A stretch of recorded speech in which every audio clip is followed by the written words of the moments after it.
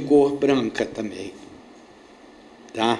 Então, esse é o tipo de problema que vale a pena você estudar essas técnicas diferentes que a maioria dos estatísticos que gostam de modelagem, tipo os bayesianos, não gostam dessas técnicas. Acham que isso aí é chute, mas funciona. Tá? Bom, e aí é um problema de... deixa eu explicar como é que a gente fez regressão naquelas... No negócio, é o seguinte, aquele experimento é feito da seguinte maneira. Você dá uma fitinha com um determinado sabor e dá para a pessoa. Tá? E ele reconhece, eram 16 fitas que eles utilizavam. E ele reconhece se o sabor reconhece ou não, identifica corretamente ou não o tal sabor. Então, ele experimentava no lado esquerdo, que estava machucado, e no lado direito, e dava a resposta, dizia qual era o sabor. Então, ele podia acertar ou errar de um lado e de outro. Tá? Então, você tinha dados do grupo controle, do grupo sem ser controle, que era 0, não acertou nenhuma, acertou uma, acertou duas, até 16. Então, como é que você usa a análise de sobrevivência? Você faz o seguinte, acertou mais de 0, todos. Igual, 0 ou maior do que 0, todo mundo. Acertou 1 ou maior do que 1. Acertou 2 ou mais de 2. E aí você tem uma curva de sobrevida com isso. Essa proporção é igual a uma curva de sobrevida. Tá? Então, você faz isso para o lado direito e para o lado esquerdo, você tem 2 curvas de sobrevida. Se você quer testar se são iguais, a pessoa machucada e não machucada, e aí a gente tinha um controle perfeito, porque era o próprio sujeito, você compara se essas 2 curvas estão iguais, que é o que vocês viram aí em várias das palestras. Comparação de curvas de sobrevida. Tá? Bom, isso aí foi uma aplicação imediata no problema de sobrevida e modelos de Cox, né, usando modelo de Cox, e aí foi o tipo de modelo que a gente usou, tá? E deu esse tipo de resultado, que aí no caso é imediato, né? Essa era o modelo. As únicas variáveis que ficaram foram a idade, MELD, essas 2 medidas aí, se ele tinha ou não tumor no fígado, e o MELD é uma medida de gravidade do paciente. Tá? E aí é um exemplo de laço. O sujeito veio com muitas variáveis, tá? E a gente tinha que escolher as variáveis. E quando você aplica o laço, o resultado que vem é esse. Vivos, óbitos sem recorrência, quer dizer, no modelo daqueles, tipo modelo de Cox, você, usando o estimador laço, você identifica quais são as variáveis importantes em cada um desses casos aí. Tá? Esses pontinhos são as variáveis que ele, na hora de maximizar, ele jogou para 0. Quer dizer, não é 0, mas é um valor bem pequeno e que ele não plota, o algoritmo não plota. Tá? Então, você escolhe variáveis usando esse método de estimação. E aí você reestima o modelo de Cox para os vivos só com aquela variável, com os outros, com essas 3 variáveis, e o terceiro com aquele, a invasão microvascular, era a terceira variável. Então, você descobriu quais eram as variáveis e que afetavam cada uma desses tipos de mortalidade. E aí um exemplo de árvore de regressão, você tinha esses dados, ozônio, a radiação, o vento e a temperatura. E você estava medindo a quantidade de... era ozônio, parece, que era variável independente. Aí, quando você usa árvore de regressão, você obtém esse tipo de análise. Tá?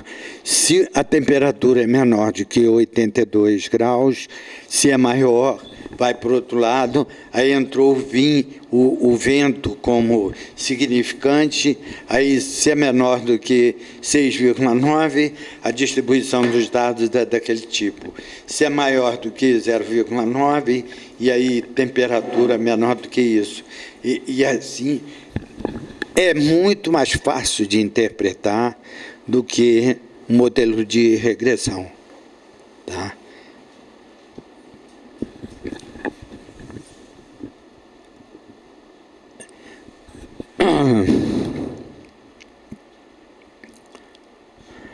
E aí um exemplo de árvore de classificação, quando a variável é de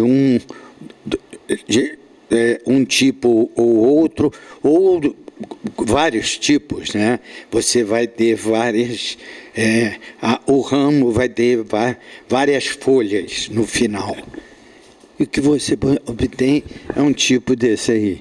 Então, se, por exemplo, se ele está naquele nódulo de lá, você sabe que a probabilidade dele ser chagásico é 80%. E, no caso de ele cair no nódulo de cá, a probabilidade dele ser chagásico é 0,18, alguma coisa assim.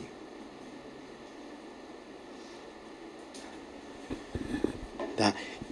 É muito mais fácil de interpretar do que a regressão logística. Porque para o clínico, um negócio desse é muito mais fácil. Por exemplo, vamos ver aqui. E esse exemplo aí foi um exemplo que a gente publicou e que é um exemplo interessante em que você tinha mortalidade de pacientes com... Isso a gente ainda está trabalhando em um modelo mais sofisticado, e aí eu vou explicar, que eu gostei muito desse problema. É o seguinte, MELD é um preditor de mortalidade no longo prazo, e a gente usa a árvore de sobrevida para determinar pontos de corte do MELD. Os médicos usavam um ponto de corte de 16, alguma coisa de 17, né? E quando a gente fez essa análise de sobrevida para eles, deu este resultado. Eles usavam 17, nesses dados aí deu 16. Então, se o MELD é menor do que 16, tá? Você tem uma sobrevida alta. Se o MELD é menor do que 12. Ou se o MELD é maior do que 12, mas a pessoa não tem tumor, a sobrevida é maior. Já no caso dele ter tumor, que é essa segunda curva que está ali, a mortalidade é alta. E eles estavam exatamente discutindo isso, porque eles sabiam que quem tinha tumor, tinha câncer no fígado, a mortalidade, mesmo que o MELD fosse baixo, a mortalidade dessa pessoa era maior do que quando o MELD era alto. Porque o MELD era uma medida de gravidade. Se você olhar aqui, né, aqui se ele é jovem, né, não tem, a mortalidade é pequena, mas a gente tinha poucos dados aqui. Mas se ele não é jovem, olha, a mortalidade é maior do que essa e essa. Mas se ele tem tumor, a mortalidade é grande. Tá? Isso foi um negócio interessante, porque na época eles estavam discutindo esse negócio do tumor, e foi a primeira modelo quantitativo que a gente pôde mostrar que realmente eles estavam corretos. Tá? Ali você não tem certeza em cima do 16 ou do 12? Se esses critérios para separar? É para separar, não tem... Então é matemática. Não tem a significância, é só para saber qual que a variável que deve entrar a seguir, tá?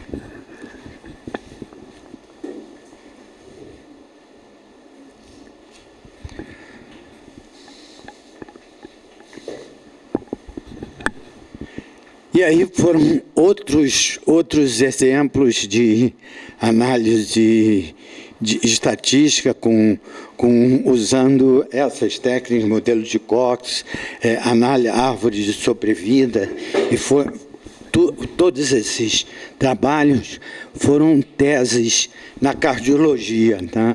Então são medidas de doença do coração, né? E aí você consegue separar as curvas de sobrevida tranquilamente. Tá? É muito fácil de interpretar.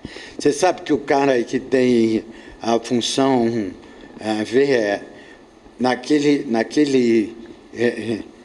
nó ali, ele tem uma mortalidade pequena em comparação com os outros. E o pior caso é o do meio. E aquele 1, 2, 3, 4 são classificações de gravidade da doença. Então, a covariável também pode ser discreta. Tá?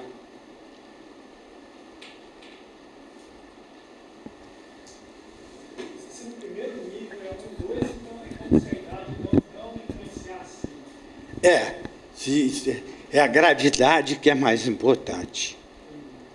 E no 3 e 4, aí as curvas diferem para quem tem menos de 70 para mais de 70. Isso é uma forma como se fosse uma interação. Pois é,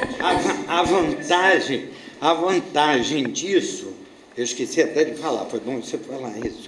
A vantagem desse modelo é que ele leva em consideração todas as iterações entre as variáveis, que fica impossível você testar num modelo de regressão com 10 variáveis, por exemplo. Fica impossível você testar. E ele faz isso repartindo. Tá?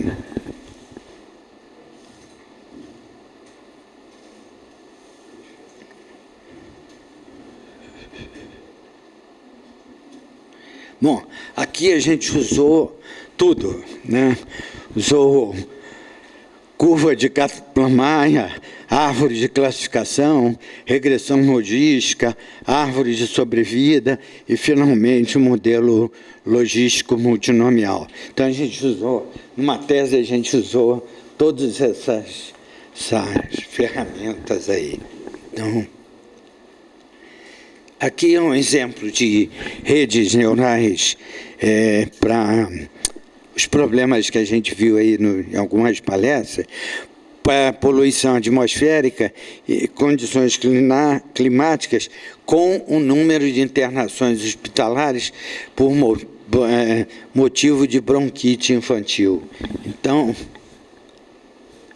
eram 419 pacientes em 34 hospitais de Paris, 12 variáveis climáticas e 5 de poluição atmosférica. E a rede neural foi desse tipo.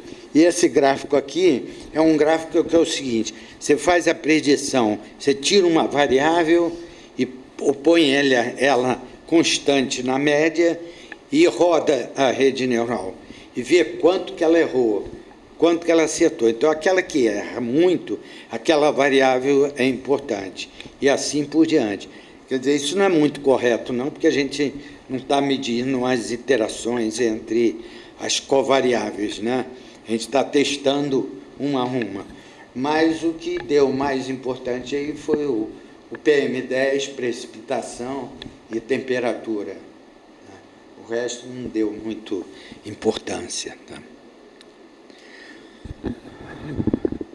Bom, esse trabalho aí foi uma aplicação de redes neurais já em outro problema, que não é problema de medicina, mas que foi um trabalho que, quando eu estava trabalhando, escrevendo o livro, foi proposto que a gente comparasse a nossa...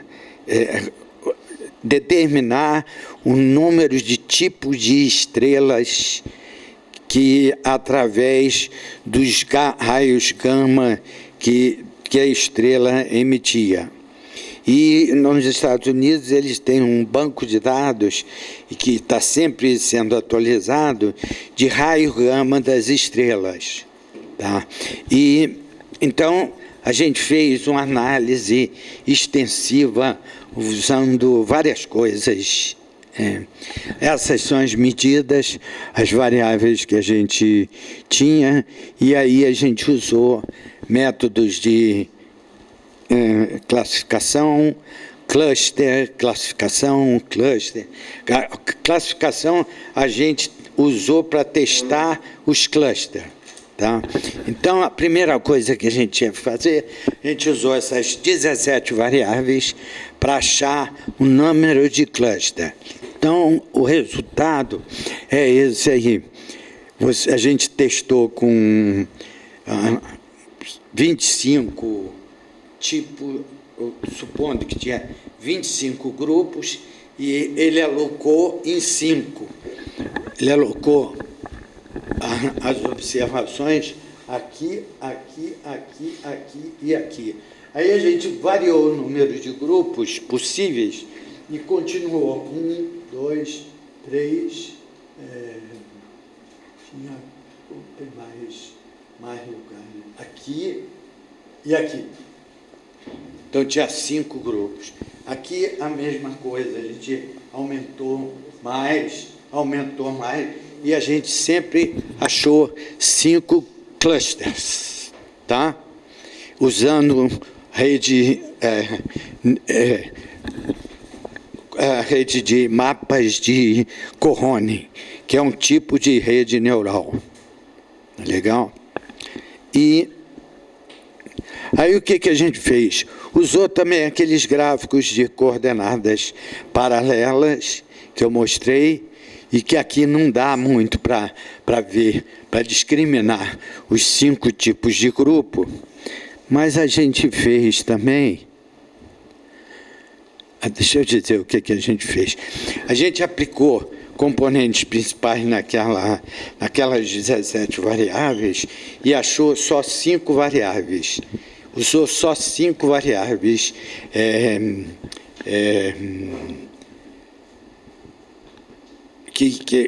5 componentes, que eram combinações daquelas variáveis. Aí a gente aplicou a rede neural para achar cluster usando aquelas 5 componentes da análise de componentes principais.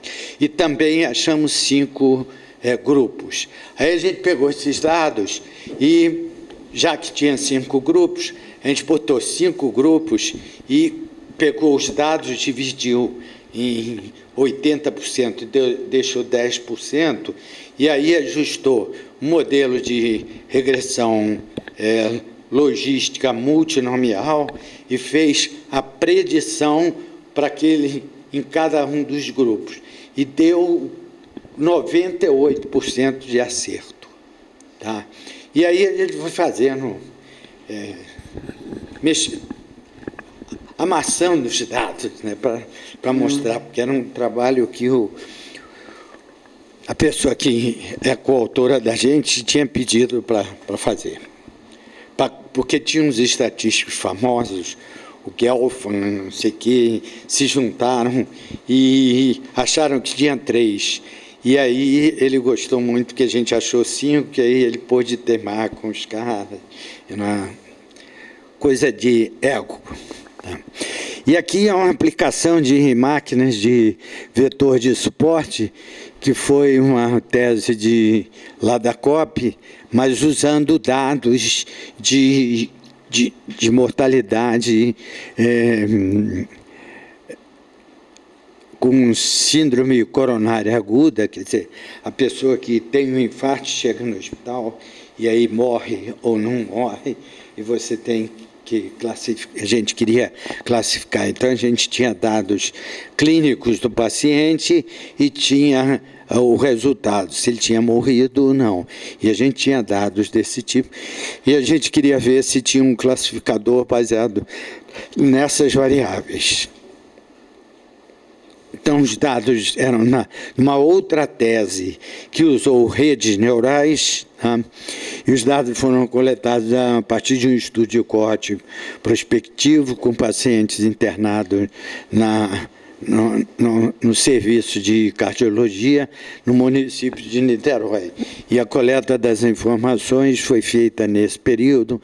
Os pacientes internados em 5 hospitais, sendo 3 públicos e 2 privados, e as condições de idade superior a 20 anos e não apresentar sinais de doenças neoplásicas em fase terminal, politraumatismos e demência.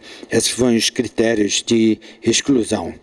E as amostras tinham essa quantidade toda de variável. E a ideia era fazer predição, se ia morrer ou não, usando essas variáveis todas. No problema de redes neurais, eles usaram critérios de informação mutual de cada variável, com a variável 0 e 1 da saída, tá? Que é um negócio discutível, mas a gente não, a gente usou o suporte Vector Machine com um critério que o Rodrigo criou, uma modificação de um critério que já tinha sido usado, não nisso aí, mas em redes neurais, para escolher variáveis. Ele modificou o critério de 3 maneiras e para escolher quais variáveis eram importantes, tá? Então, essas foram, a quantidade de variáveis que tinha era muito grande, tá? E a gente, então, primeiro tentou selecionar variáveis, mas selecionar para suporte Vector Machine, quer dizer, ele via quais classificavam melhor no suporte Vector Machine em conjunto, e não separadamente. E aí ele inventou 4 critérios, tá? Um critério Bouchain e 3 que ele desenvolveu, tá? E aí foram os resultados. Quais as variáveis que eram importantes em cada tipo de critério, tá? Ele escolheu determinadas variáveis, tá? Que são essas variáveis que estão aí, tá? Cada critério escolhia entre aquelas todas, escolheu essas variáveis. O outro critério, aquelas variáveis que estavam no banco de dados, tá? E aí ele rodou o método de classificação e aí estão os resultados. O principal é a gente saber a especificidade e a sensibilidade de cada variável que foi escolhida usando aqueles critérios, tá? E para comparar com a rede neural, ele usou a rede neural usou essas 3 variáveis aqui. Eu não sei se eu tenho o resultado da... não tenho o resultado da rede neural, mas bateu a rede neural. Essa especificidade que está aqui, 98% e 87%, é muito grande esses valores, né? Para prever se sobrevive ou se morre. Tá? Aí, no caso, a função dessa redução é só a redução da dimensionalidade para facilitar o custo computacional do suporte para a machine. Não, é para ver quais as variáveis mesmo. Você já reduz a dimensão, talvez... Sim, não, facilita, né? Mas você tem que rodar com todas. Ele rodou com todas e aí foi selecionando com o critério dele, entendeu? Porque uma coisa é você rodar para fazer com rede neural, porque com a rede neural você também tem que botar todas e vai pegando, vai vendo aquelas que estão mais relacionadas e tal. Que não foi o caso que eles fizeram. Eles deviam ter feito isso. Mas aí é impossível, porque você tem que pegar 1 a 1, 2 a 2, 3 a 3, 4 a 4, e assim o número de variáveis é muito grande. E usar componentes principais para reduzir essa dimensionalidade e ver quais as mais importantes. Mas tinha variável aí que era 0 e 1. Então complica, né? Então não dava para... Não dá para fazer. Tá? Então, bom, eu queria fazer alguns comentários aqui sobre... Deixa eu ver se eu tenho... se eu tenho as referências aqui.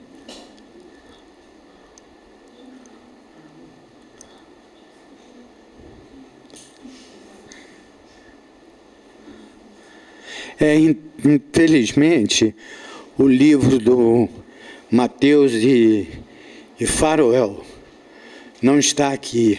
Mas essas teses aqui são interessantes, porque foram teses lá eu pego os alunos da COP e levo para trabalhar comigo na Faculdade de Medicina e fazer tese junto com os médicos. Tá?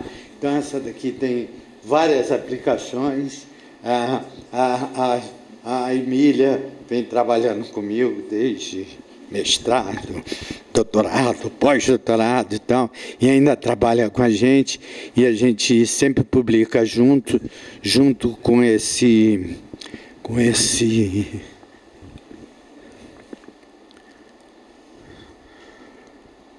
médico aqui,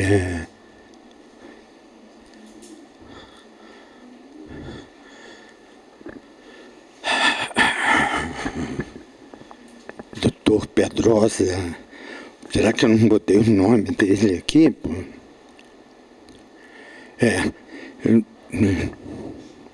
Tá aqui. Esse é o médico que a gente... é o nosso coautor em tudo quanto é artigo. Todos os artigos que ele faz, ele chama a gente para... Os alunos, tudo, ele chama a gente para trabalhar junto com ele. Já confia que isso que a gente faz mas é dos poucos que confia no trabalho da gente. O resto quer fazer o rema-rema, porque tem um médico lá que sabe mexer no SPSS, e aí ele faz. Quem não quer saber de estatística, vai lá e faz com ele. Tá? Então, a gente ainda tem 20 minutos. Então, eu vou só mostrar para vocês como é que eu faço para... Está aqui.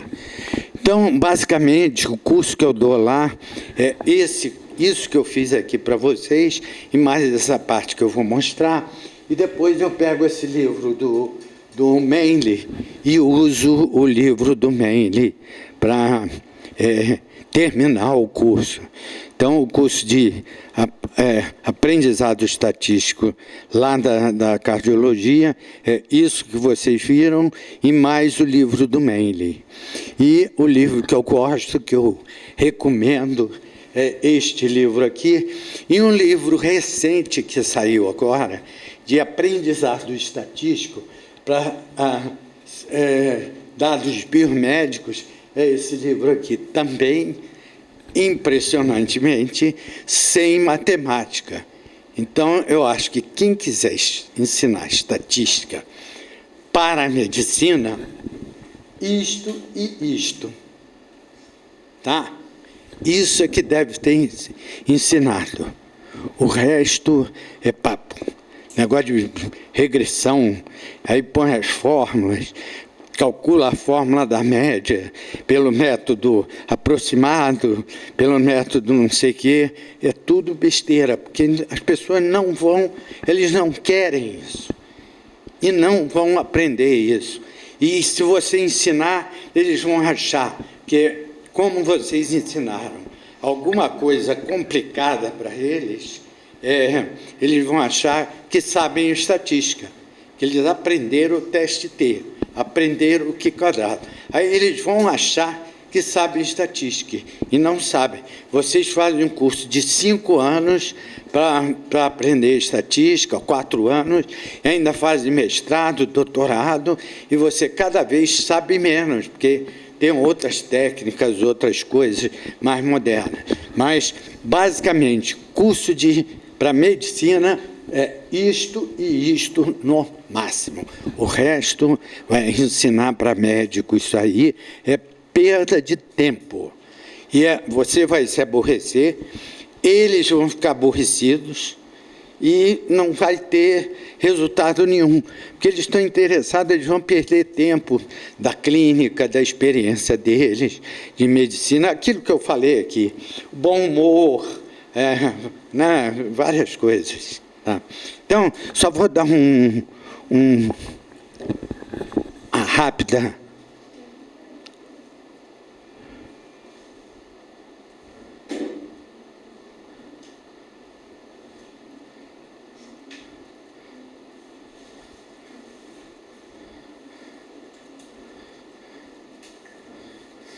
Bom, basicamente, o que eu faço para ensinar um pouco de probabilidade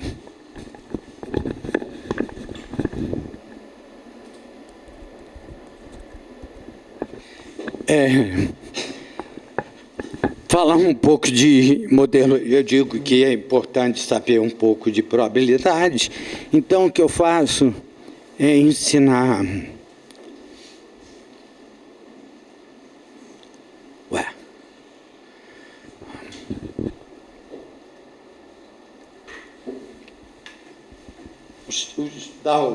As definições clássicas, frequentista, subjetiva, usando sempre exemplos de medicina, né? Quando é que você usa probabilidade subjetiva, como é que você pode usar, de maneira bem simples.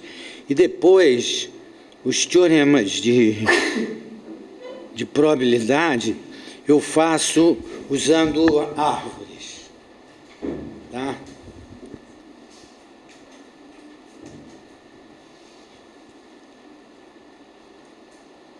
Aí eu dou os teoremas usando árvores, supondo... outra coisa, um negócio interessantíssimo. Eu comecei a dar esse curso, assim, no começo, nos primeiros anos que eu estava lá, aí eu dizia, eu passava por alto, assim, dizia que era... Eu esquecia uma frase importantíssima, que era o seguinte: sobrevive de câncer e morre de câncer. Isso está no começo, mas eu deixei aquilo lá, né? E depois sobrevive, vive, morre, não morre e tal. Aí, um dia,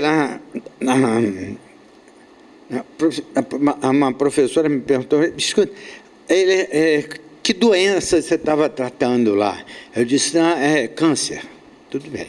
Porque aí depois, para dizer independência, eu botava a cor do cabelo, para mostrar a dependência, E probabilidade condicional, esses exemplos de árvore, você põe fuma e não fuma. E o outro era a cor do cabelo, que não tem nada a ver com câncer, né? Quer dizer, tem por causa da cor da pele, mas, vamos dizer, é outro tipo de câncer, não é de pele.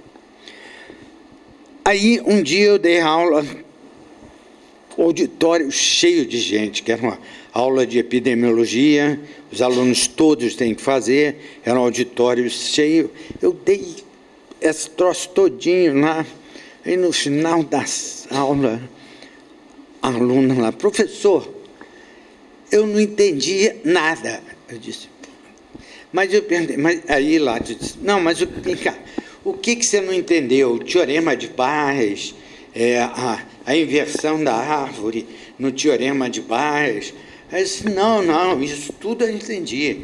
É só não entendi por que o senhor passou a aula toda falando morre e não morre, morre e não morre. Mas morre de quê? Quer dizer, você tem que ser bem preciso e mostrar um exemplo prático daquela área que as pessoas estão fazendo. Outro exemplo, experiência também, quando eu era da COP, do Instituto de Matemática. Eu dava prova de inferência estatística e eu dava uma prova na engenharia e dizia assim, determine o estimador de uma distribuição binomial com um parâmetro P. Aí os caras achavam aquilo teórico. Esse exercício é muito difícil, é teórico e tal. Tudo bem. Eu dava isso na matemática, era trivial, lá para a estatística. Aí eu pegava um conjunto de dados, número de ocorrências de 0, tal, de 1, tal, número de ocorrências de 2, tal, 3, tal, 4, tal, 5, tal, tal. Aí eu dizia assim, para os engenheiros, ajuste uma distribuição binomial ou Poisson truncada a esses dados. E a Poisson truncada, você tem 1 menos E elevado a lambda no denominador. Então, você tem que fazer numericamente aquilo. Ou você usa método de Newton, ou você usa um gráfico de aqueles papeizinhos quadriculados e faz a curva e vê como é que você acha aquilo. Aí o pessoal de engenharia é um problema muito mais difícil que da binomial. Eles achavam aquilo trivial, interessantíssimo problema. Isso aqui é problema prático, não sei. Você mandava isso na matemática, os caras não conseguiam fazer, pô. Entendeu? Então, é tudo você adaptar o problema para a área que você está ensinando. Se você não botar número na engenharia, você não consegue nada. Pode botar o problema mais cabeludo, mas tem que ser numérico. Na matemática, você tem que botar teoria. Na medicina, a mesma coisa. Você tem que dizer o diabo. O cara está morrendo de quê? Senão o cara não entende. É a profissão dele, não entende. Tá? Bom, o que eu faço é fazer tudo usando árvore. Aí, probabilidade condicional, com exposição fuma, não fuma, 0% fuma, e faço todos os teoremas usando isso aí. Tá? Teorema da multiplicação, depois inverter a árvore, louro, e aí o problema de independência, cabelo louro e preto, você mostra que como é que é a independência, o que é a independência, os teoremas também, e aí o teorema de Bayes, que é você inverter a árvore. Agora, antes, ali onde está M morreu e sobreviveu, estava exposto e não exposto, fumava e não fumava, e morreu e não morreu, estava no final. Agora você tem morte e sobrevida. a probabilidade final você sabia, porque não altera. Probabilidade de morrer e fumar é igual à probabilidade de fumar e morrer. Tá? Então, a do final é igual. Como é que você calcula? Você sabe aquela ali, sabe a de lá, como é que você calcula aquela? Divide, né? Porque a outra você multiplica e divide. Então, é fácil ensinar usando árvore, medicina. Aí eles entendem. Mas você tem que dizer de que ele morreu. Bom, aí, já de imediato, com esses resultados, para ilustrar, eu mostro como é que você calcula uma tabela de vida, tá? E também uma aproximação de como é que é o raciocínio do Kaplan-Meier, tá? E também com censura, como é que você faz. Aí você pode mostrar o método atuarial e combina e diz que no método de Kaplan-Meier, com o advento de computação, a cada instante, você não precisa botar intervalos, ano 1, ano 2, ano 3. A cada morte, você faz esse cálculo que está aí. A diferença do método atuarial é esse. Tá? Claro que no começo, como morre mais gente, você não pode supor que a pessoa morre no meio. Ela morre muito mais. Quando é criança, por exemplo, você está construindo uma tabela de vida. Até 5 anos, a morte é muito maior no primeiro ano do que... Então, você não pode supor que é constante. E também, na velhice, é ao contrário. Então, você tem que estimar qual é essa curvinha no começo e no final da tabela de sobrevida. Tá? Mas dá para você dar uma ideia de como é que é o Kaplan-Meier e como é que você usa isso. Tá? Esse é o caso do risco em forma de banheira, né? Mas só naquele pedacinho ali, né? Depois você pode supor que é constante. Tá? Então, aí está como é que você faz o Kaplan-Meier. E aí, distribuição de variável aleatória, eu também faço mostro que você pode, qualquer experimento, você pode associar um número, aí eu falo em histograma e função de densidade, que é um negócio fácil. Se você disser que, em vez de usar a probabilidade, a altura é a probabilidade, você diz que a área do histograma é que é a probabilidade. Por que isso?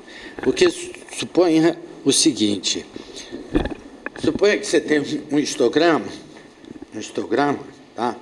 Em que você tem um valor alto aqui, alto aqui e aqui baixinho. Tá? Aí vem um cara e diz para você assim, se você está botando a altura com uma probabilidade, como é que você vai fazer? Teve uma pessoa que disse, eu estou interessado em probabilidade menor que isso e maior que aquilo. Aí o que você faz? Você tem que somar essas probabilidades aqui e botar menor do que isso, é a probabilidade que é a soma disso tudo. Então, o teu gráfico vai ficar um negócio lá em cima e um negocinho aqui embaixo. Mas se você botar como área, você tem que dividir pelo número de... Aí ele vem aqui para baixo e um pouquinho aqui. Então, não distorce se você usar a área, não distorce se você somar os intervalos, juntar os intervalos. E se você botar a altura como probabilidade, como a probabilidade do intervalo, na hora que você juntar os intervalos, distorce o teu gráfico. Então, você tem que usar a área. Tá? Bom, outra coisa que e aí é fácil definir densidade. É a altura desse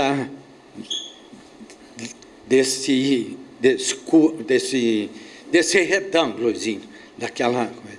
Aí é fácil, não precisa, é base vezes altura. A altura se chama densidade de probabilidade. Agora, se você não fizer isso, como é que você vai botar uma curva normal e explicar o que é a densidade? Que a densidade pode ser maior do que 1, por exemplo, ou 2. A densidade pode ser qualquer valor, né? Maior do que 0, claro, né? Bom, aí eu falo em estatística de resumo, e aí eu falo nos tipos de estatística de resumo, que são, há um negócio interessante que eu nunca observei em algum livro de estatística. Eles falam em medidas de posição, medidas de dispersão, né, de variação, né? Aí aparece lá umas medidas que são simetria e curtose, assim, né? Então, você tem que definir medidas de posição, de dispersão e de forma. E nenhum livro faz isso, ou pouquíssimos. Eu nunca vi. Tem que definir medida de forma, medida de dispersão e medida de posição, média, mediana, moda de posição, range, intervalo interquartílico, variância, são medidas de dispersão. E curtose, índice de curtose e assimetria, medidas de forma. Eu acho que isso é um negócio importante da gente começar a ensinar para os nossos alunos, menos curso de estatística, que os estatísticos não se preocupam muito de fazer essa distinção. E essa daqui é o quê? Posição ou dispersão, a assimetria. Então, é medida de forma. Tá? Aí você ensina o box plot e aí você começa a dar as densidades. Aí você tem que dizer o seguinte, aí eu digo assim, tem uns amigos meus ali de São Carlos, Pernambuco, que inventam 25 distribuições por ano. Né? Vocês sabem, né? Quem eu estou falando. Losada, ou aquele outro rapaz, o Ortega, né? o Gauss, tá? Que é 25 distribuições por ano. Então, não adianta querer decorar distribuições. Eu vou dar um exemplo aqui de algumas coisas que são importantes. Como é que você escolhe a distribuição? Então, como é que você escolhe a distribuição? Ou ajustando o histograma por uma curva, para você, em vez de ficar com os vários valores dos intervalos e os vários intervalos, você pode ser que uma curva suave, com 2 parâmetros, você só precisa guardar 2 parâmetros, em vez de guardar uma porção de parâmetros. Ou então, você sabe a estrutura do teu problema e você deve ser uma distribuição de tal tipo. Né? Então, e tendo explicado no começo, como eu fiz, o que é escala, variável de escala, de razão, contínua, discreta, você pode dizer, por exemplo, suponha que é um problema de diluição e que você joga aleatoriamente os dados aqui, o problema joga a tinta nesse vaso. E se você esperar ela se espalhar bastante e dividir em quadrinhos, o número de partículas em cada quadradinho, como você jogou aleatoriamente, é uma posse 1. Essa é a propriedade. Então, você conhece a estrutura do teu problema e você tem. Problema de filas, número de pacientes que chegam no hospital. Bom, deve ser aleatório. Então, como é aleatório, deve ser uma distribuição de Poisson. E distribuição normal, como é que aparece isso?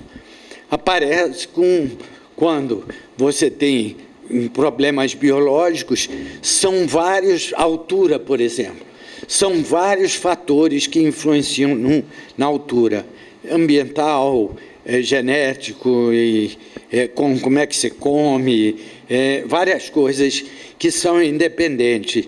Se são muitas dessas coisas, tá, a soma dessas coisas, a resultante é uma normal. Por quê? Porque existe um teorema matemático, teorema central do limite, que você não vai enunciar, mas que diz que soma de coisas independentes resulta de muitas coisas independentes, resulta numa distribuição normal. E aí aparece uma distribuição normal.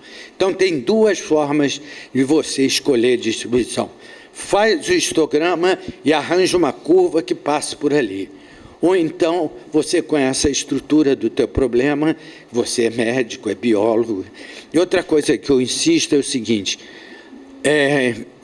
aquela introdução, existe na introdução aqui de probabilidade, de modelos probabilísticos, eu digo o seguinte, tem 3 maneiras de você formular um modelo.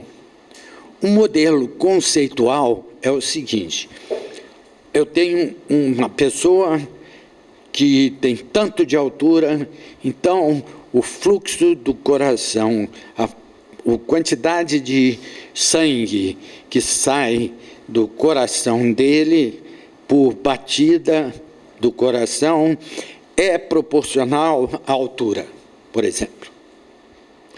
Isso é um modelo conceitual. Um outro modelo é um modelo físico. Você faz um coração de uma pessoa de 1,70 m, faz um coração artificial, que é uma aproximação da realidade, né, o coração artificial, e você sai dando aula com o coração artificial na mão, cheio de fio para botar aqui e ali. Ou você usa uma equação matemática que deu o fluxo em função da altura. Então, a gente escolhe, o cientista escolhe aquilo que é mais conveniente para ele. E a matemática tem toda uma qualidade, quer dizer, isso aqui eu faço...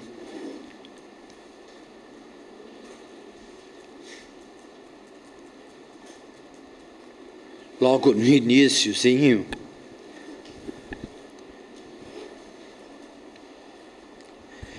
em que a matemática é a linguagem da ciência, e a evidência que se tem que cada vez que a ciência usa mais a matemática, ela se torna mais precisa, quer dizer, mais científica. Tá? E por quê? Por que usar matemática? Porque ela é mais precisa e tem mais generalidade, você tem propriedade, você não parte você não chega a um resultado a partir do nada, você chega a partir de algumas suposições do seu modelo. Tá? Bom, feito isso, você diz para ele, estatística não tem nada a ver com matemática. Matemática é um problema seu, do médico. Você que escolheu a matemática para usar. Eu não sei de nada. Eu posso te ajudar a escrever a matemática, o modelo que você vai usar. Mas quem escolheu a matemática para descrever o problema não é o estatístico, é o médico. É o cientista que escolhe. Então, você tem que botar as pessoas com responsabilidade naquilo que eles estão usando e não assumir a responsabilidade para você. Tá certo? Então, é isso aí que é o curso lá que a gente faz, mais o livro do Mengele. E agora, no futuro, eu vou usar aquele primeiro livro de aprendizado estatístico, que não tem matemática nenhuma. Explica suporte vector machine, como eu expliquei aqui, e aplica o resultado. Tá? Então, eu acho que é isso que a gente tem que mudar nesses cursos de estatística, pelo menos para a área médica, e provavelmente para outras áreas também. Tá? Então, obrigado aí para vocês me aturarem. Obrigado.